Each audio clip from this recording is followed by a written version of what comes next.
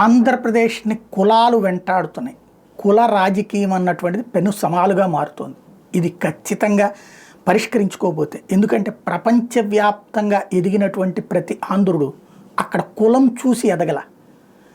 ఇక్కడ కష్టపడి ఉన్నత స్థాయికి వచ్చిన తర్వాత అక్కడికి వెళ్ళాడు. సరే, అక్కడ స్నేహం బంధుత్వం కారణంగా కులపరమైనటువంటి వాళ్ళతో కలిసి ఉండొచ్చు.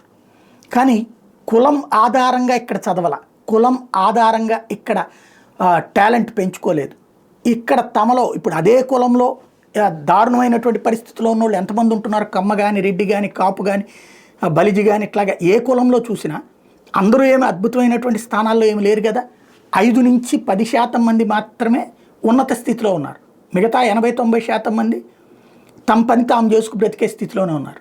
ఇక్కడ ఇందులో ఎక్కువ తక్కువలు ఉండొచ్చు. ఈ కులం వాళ్ళు ఎక్కువ, ఆ కులం వాళ్ళు తక్కువ ఉండొచ్చు. కానీ కుల ప్రాతిపదికన ఎదుగుదల కాదు అన్నటువంటి పాయింట్ ఇక్కడ నేను చెప్పదలుచుకుంది. ఆంధ్రాలో మీ టాలెంట్లు, మీ తల్లిదండ్రుల యొక్క పోషణ, మీ తల్లిదండ్రుల యొక్క ఆలోచన, వాళ్ళ ప్రోత్సాహం కారణంగా ఎదిగారు. సరే, విదేశాలకు వెళ్ళాక అక్కడ మనవాళ్ళతో 10 మందితో స్నేహమో బంధుత్వమో కారణంగా అలాగ మెయింటైన్ చేయొచ్చు. కానీ కులం అనేటటువంటి ప్రాతిపదికనే సాగితే ఆంధ్ర అతిపెద్ద అనర్థదాయకమైనటువంటిదిగా మారుతుంది. అలాగే పార్టీ బేస్డ్ రాజకీయమే నడుస్తూ ఉంటే, ఒకళ్ళు అధికారంలో ఉండాలి ఇంకొకళ్ళు ఉండకూడదు అనే రాజకీయం నడుస్తున్నంతసేపు వ్యాపార పారిశ్రామికవేత్తలు ఇవాళ తెలుగుదేశం అభిమానులైనటువంటి వాళ్ళు తెలుగుదేశం టైంలో పెట్టుబడి పెట్టడానికి ఎందుకు వెనకాడుతున్నారు? ప్రపంచవ్యాప్తంగా తెలుగుదేశం అభిమానులైనటువంటి వాళ్ళు లక్షల కోట్ల వ్యాపారాలు చేసేవాళ్ళు ఉన్నారు, లక్షల కోట్ల పరిశ్రమలు నడిపేవాళ్ళు ఉన్నారు. వాళ్ళందరూ ఎందుకు వచ్చి ఇక్కడ పెట్టుబడి పెట్టట్లా? ఏమో శాశ్వతంగా రేపు మనమే వెళ్ళే ఉంటారని గ్యారంటీ ఉంది, రేపు జగన్ వస్తే మనల్ని వేధిస్తాడేమో అనే భయం. అలాగే దేశవ్యాప్తంగా ప్రపంచవ్యాప్తంగా అద్భుతమైనటువంటి వ్యాపార లావాదేవీలు జరుపుతా, పారిశ్రామిక లావాదేవీలు జరుపుతా, కాంట్రాక్టులు నడుపుతా అద్భుతమైనటువంటి కోటీశ్వర్లు రెడ్డి సామాజిక వర్గంలో ఉన్నారు.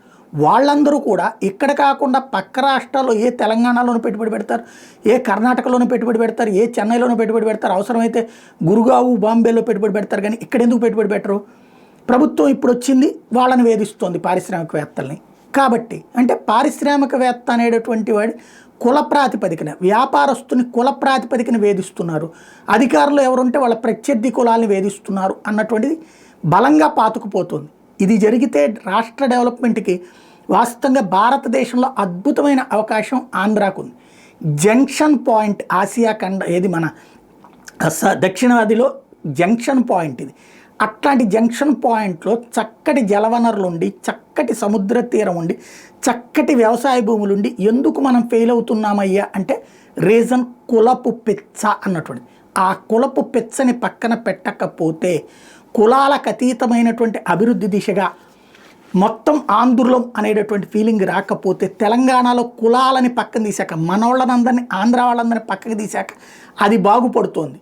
మనకి అలాంటి రోజులు రావాలి అంటే మనలో ఈ కులపిచ్చ పక్కకి పోవాల్సిన అవసరం ఉంది.